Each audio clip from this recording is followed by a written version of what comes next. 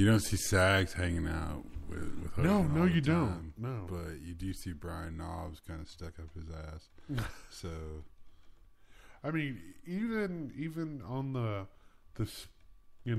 godforsaken, the only reason why I watched VH1 for a little bit, the Hogan Knows Best, just because I wanted to watch train it. wreck of a reality show. Yay. Yeah. That was a time where I would watch reality shows.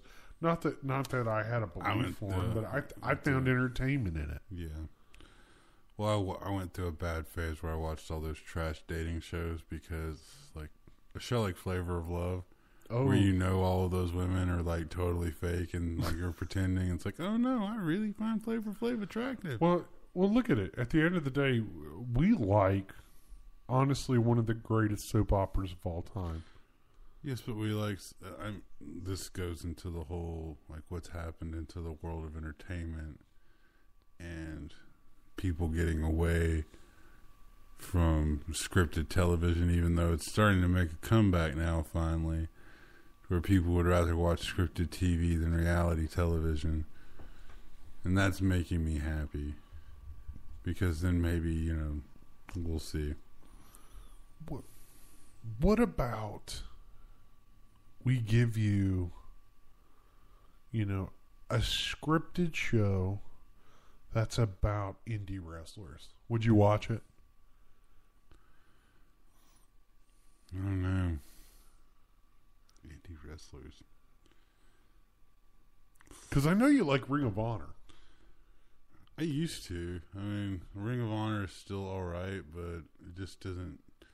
And I'm now they've got some with Joe back, so yeah. There's world class talent there, yeah. and all the stuff they're doing with New Japan Pro, the crossover stuff with Global Wars and everything that's going to be going on. I'm really looking forward to it because it's more storylines that I'm interested in. That's why I like WWE. It brings me to a point of attention that I don't get in a lot of other things. Because I'm like, I'd like to see how the story ends up. Well, Ring of Honor has been pretty good about that from the beginning. I can say that for a fact. Like, really, you got to go back and watch a lot of the stuff that was booked by Gabe Sapolsky. Because he was the guy who just knew how to book these amazing angles. The one he booked that was really the best was the Ring of Honor versus CZW.